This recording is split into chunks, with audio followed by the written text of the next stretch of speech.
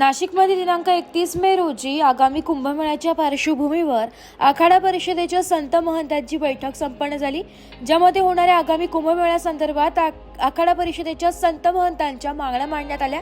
यात महंत राजेंद्र दास महाराजांनी आगामी कुंभमेळ्याला अनुसरून बैठकीत नाशिकमध्ये होणाऱ्या कुंभमेळ्यासाठी जागा राखीव ठेवण्याची मुख्य मागणी असल्याचं यावेळी त्यांनी सांगितलं असून गेल्या वेळी जागा राखीव ठेवण्याचे आश्वासन देऊनही ते पूर्ण झाले नसून यावेळी कुंभमेळ्यात मोठी गर्दी असेल म्हणून आम्ही जागा राखीव ठेवण्याची मागणी यावेळी करण्यात आली आहे। तसेच कुंभमेळ्यात होणाऱ्या मुख्य स्नानाला शाही स्नानाऐवजी अमृत स्नान म्हटले पाहिजे। शाही स्नान हा शब्द मुघलांशी संबंधित असल्याने त्याला अमृत स्नान म्हटले पाहिजे असे देखील महंत राजेंद्र महाराज यांनी यावेळी सांगितले। गोदावरी नदीच्या प्रदूषणाबद्दल देखील मुद्दा मांडत महंत राजेंद्र महाराज यांनी सरकारने कठोर कारवाई करावी असे देखील सांगितले। सर्वप्रथम जमीन राखीव ठेवावी आणि एक प्राधिकरण स्थापन करावे। सरकारने 1000 ते 1500 एकर जमीन राखीव ठेवावी असे देखील सांगण्यात आलेले आहे। या प्रसंगी बैठकीत आखाडा परिषदेच्या संत महंतांनी गंगा गोदावरीची आरती केली आहे। यावेळी आभाभाषी पंच दिगंबर आणि आखाडा आभा निर्वाणी आणि आखाडा आभा निमही आणि अरवाद आणि इतर प्रमुख संत उपस्थित होते। पुजारी संघटनेचे अध्यक्ष सतीश शुक्ला यांनी संत आणि महंतांचे स्वागत केले। जय श्री राम। मैं श्री महंत राजेंद्र दास सिंहस्थ कुंभ मेला महाराष्ट्र नासिक से कल बैठक होने वाली है, उसके संबंध में यहाँ पर सभी अखाड़ों के संतों महंतों की अध्यक्षता में भव्य और दिव्य मेला हो, उसके लिए कल होने वाली मीटिंग में शासन प्रशासन और आप सबके समक्ष हमने अपना विषय जो आदि अनादि परंपरा से चलती आई है उस परंपरा को ध्यान में रखते हुए भव्य और दिव्य कुंभ मेला हो। आदरणीय प्रधानमंत्री नरेंद्र मोदी और गृह मंत्री अमित शाह जी और यहाँ के वर्तमान मुख्यमंत्री के अध्यक्षता में भव्य और दिव्य यह सनातन संस्कृति का जो है मेला हो, उसके लिए जो परंपरा है परंपराओं को ध्यान में रख के बात रखी गई है आप सबके सामने और कल सीएम साहब के सामने भी रखा जाएगा कि यह मेला आस्था का मेला, पर्व का मेला, धर्म का मेला और हिंदू सनातन संस्कृति का सबसे बड़ा मेला होने वाला है यह तीर्थ भूमि में। तो अखाड़े या सनातन जो परंपरा है वो भूमि को ध्यान में रखते हुए भूमि आरक्षित वैष्णव अखाड़ों की जाए। और दूसरा, जैसे कि आप लोगों ने बोला कि ये शाही शब्द, तो शाही देखिए ऐसा है कि जो है ब्रिटिश मुगल शासन में जब उनका शासन था तो बहुत से परंपराएं और बहुत सी व्यवस्थाएं, बहुत सी जिलाएं और बहुत सी शुभ जगह को उन्होंने जो है नाम हटा के दूसरा नाम डाल दिया।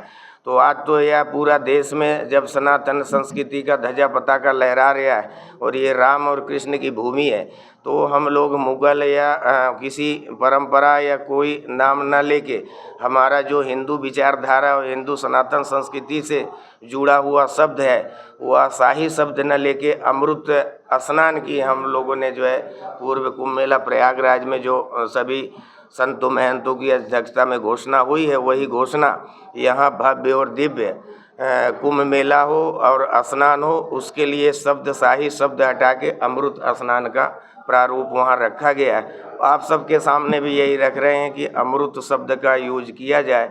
क्यों यूज किया जाए कि यही हमारी संस्कृति है, यही हमारी परंपरा है और कोई समय में आताताइयों के द्वारा हमारी परंपरा को जो है या नामों को जो है छिन्न भिन्न कर दिया गया। तो अभी जो है भव्य और दिव्य मेला में और यह महाराष्ट्र की पावन भूमि मेला में जैसे कि तीर्थराज उसका हमारे सामने उदाहरण है, तो यहाँ भी जो है शाही शब्द हटा के और जो है अमृत स्नान। इतने सालों से शाही शब्द का उच्चारण किया जाए, बदलाव करने की जरूरत क्यों लगी है? देखिए, ये समय की बदलाव है, समय की मांग है। कितने सालों से 600 वर्षों से राम मंदिर पड़ा था और नरेंद्र मोदी आए एक झटके में बना दिए। तो इस बात को क्यों नहीं मान रहे हैं कि क्या देश में और माई के लाल पैदा नहीं हुए थे क्या? महाराणा प्रताप के बाद और कोई शासक नहीं हुए क्या? और मोदी ही आए क्यों बना दिए? तो ऐसे बहुत सी हमारी परंपराएं जो छिन्न भिन्न किया गया। व्यवस्थाएं छिन्न भिन्न किया गया, नामों को जो है चेंज किया गया। आज जो है ये राममय और जो है आदरणीय प्रधानमंत्री और यहाँ के मुख्यमंत्री जब यहाँ हैं तो जैसे कि वहाँ प्रयागराज में हुआ तो यहाँ भी शाही शब्द हटा के अमृत शब्द रखा गया है। उसको आप हम सब माने और जो है भव्य और दिव्य मेला हो, यहाँ की भूमि भी आरक्षित हो, अखाड़ों का भी निर्माण हो और जो यहाँ की परंपरा है वो भी स्थायी रूप से हो, उसके लिए यह सब आप सबके सामने विषय रखा है। तो में भी ऐसा ही मैं बताया ना कि फैजाबाद था तो अभी अयोध्या हो गया।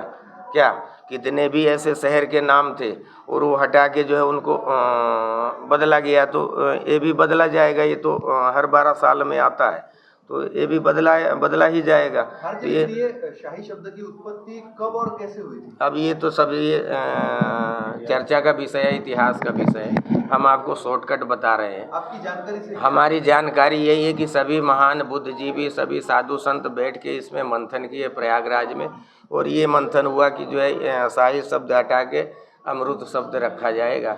तो उसको आपको हमको भी मानने की ज़रूरत है, क्योंकि कुंभ मेला तीर्थराज प्रयाग हुआ, तो अब इसमें भी कमेंट न करके उसी को माना जाए। ठीक है। चाय पानी हुआ आप लोगों का? और भव्य और दिव्य हो यार, खूब जो है यहाँ आप लोगों का नाम हो, हम लोगों का नाम हो। साला कोरोना आके लटका देवे कोई ठिकाना नहीं। अभी तो बीमारी भी ऐसी खराब निकली। ये समय आप हम सबको मिला, उसका लाभ ले और दे, इतिहास बनाए। क्या मुगलों का शासन था वो सब अपना चलाए, अभी मोदी का शासन ने सबको राममय कर दिया। अमेरिका में व्हाइट हाउस में जय श्री राम, अमेरिका का राष्ट्रपति कभी जय श्री राम बोला? अरे दुबई का शेख कभी जय श्री राम बोला? आज वो सब क्यों जय श्री राम बोल रहे हैं? ये सब समय की मांग है और समय अनुसार सब चेंज होता रहता है। अब ये समय अनुसार जो है ये तीर्थराज प्रयाग में हुआ है, तो आप उसको ज़्यादा तुलना देके उसी को लेके हम आप लेके चलें, यही आप सबसे उम्मीद करते हैं और यही कामना करते हैं। ठीक है। क्या नाम है आपका? Bureau report, AB news, Nashik.